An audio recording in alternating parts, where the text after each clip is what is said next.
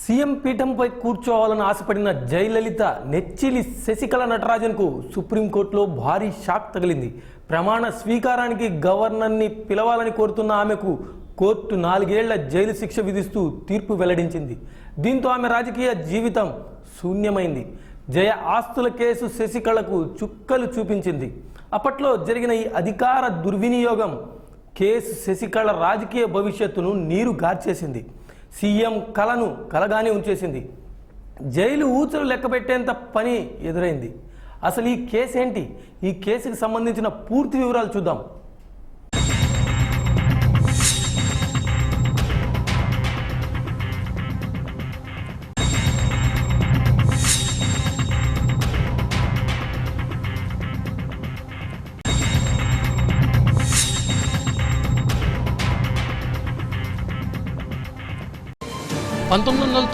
ఎన్నికల్లో అన్నా డిఎంకే ఓడిపోయి డిఎంకే అధికారంలోకి వచ్చింది.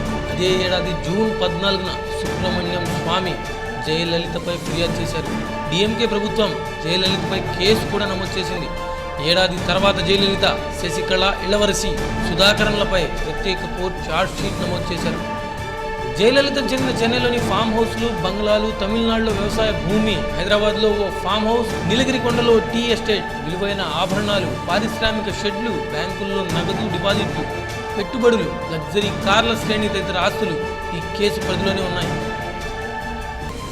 1997లో జయలలిత నివాసంలో సోదాలు జరిపి భారీ మొత్తంలో విలువైన వస్తువులను స్వాధీనం చేసుకున్న ఆస్తులన్నీ బెంగళూరుకు తరలించాలని ప్రత్యేక న్యాయస్థాన న్యాయమూర్తి ఆదేశించారు. 2001 మేలో జరిగిన అసెంబ్లీ ఎన్నికల్లో డిఎంకే ఓడిపోయి అన్నా డిఎంకే మళ్లీ అధికారంలోకి రావడంతో కేసు విచారణను తమిళనాడు వెలుపలకు బదిలీ చేయాలని 2003లో సుప్రీంకోర్టుకు కోరింది జయ. ఈ కేసును కర్ణాటకకు బదిలీ చేయాలని సుప్రీంకోర్టు ఆదేశించింది కూడా. 2014 సెప్టెంబర్ 27న తీర్పు చెప్పిన కర్ణాటక ప్రత్యేక కోర్టు అవినీతి నిరోధక చట్టంలోని 13(1), 13(2) సెక్షన్ల కింద జయలలితను దోషిగా ప్రకటించింది. శశికళతో పాటు మిగతా ఇద్దరిని ఐపీసీలోని 120(b), 109 సెక్షన్ కింద దోషులుగా నిర్ధారించింది. నలుగురికి 4 ఏళ్ల జైలు శిక్ష విధిస్తూ తీర్పు చెప్పింది. జయలలితపై 100 కోట్లు, మిగతా ముగ్గురిపై తలా 10 కోట్లు చొప్పున జరిమానా కూడా విధించింది. ఆ తీర్పు వచ్చేటప్పటికే జయలలిత మళ్లీ తమిళనాడు ముఖ్యమంత్రిగా ఉన్నారు. దేశంలో అధికారంలో ఉన్న ఓ ముఖ్యమంత్రిని దోషిగా నిర్ధారించి జైలు శిక్ష వేయడం అదే తొలిసారి. ఈ తీర్పు ఫలితం జయ ముఖ్యమంత్రి పదవికి, ఎమ్మెల్యే పదవికి అనర్హులయ్యారు. ఆ పదవులు కోల్పోయారు కూడా. కోర్టుకు హాజరైన జయలలితను తీర్పు వెలువడిన వెంటనే పట్టణ అగ్రహార జైలుకు తరలించారు.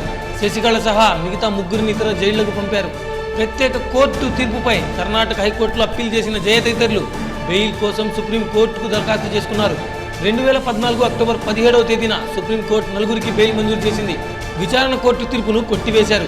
జయలలిత, శశికళతో సహా మిగతా ఇద్దరిపైన అభియోగాలను రద్దు చేశారు.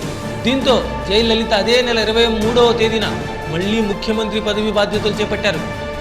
జయతో పాటు తదితరులను నిర్దోషులుగా విడుదల చేసిన కర్ణాటక హైకోర్టు తీర్పును సవాల్ చేస్తూ కర్ణాటక ప్రభుత్వం సుప్రీంకోర్టును ఆశ్రయించింది. ఈ కేసును వేగంగా విచారించిన సుప్రీంకోర్టు తీర్పును వాయిదా వేస్తూ వచ్చింది. జయలలిత తీవ్ర అనారోగ్యంతో 2016 డిసెంబర్ 5న మరణించారు.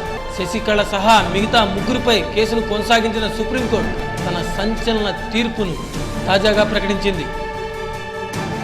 తప్పు చేసినోళ్లు తప్పించుకుపోలేరు, చట్టం ముందు తల వంచక మానలేరు. జయ అక్రమ ఆస్తుల కేసు నుంచి శాశ్వతంగా వీడిన మిగతా వారు మాత్రం వదిలించుకోలేకపోయారు. చట్టం ఎవరికి చుట్టం కాదన్న సత్యం ముందు గెలవలేకపోయారు. అక్రమ ఆస్తుల కేసుకు సంబంధించి సుప్రీంకోర్టు వెలువరించిన తాజా తీర్పు అలాంటి ఆరోపణలు ఎదుర్కొంటున్న ఇతర రాష్ట్రాల నేతలు కలవరపెడుతుంది.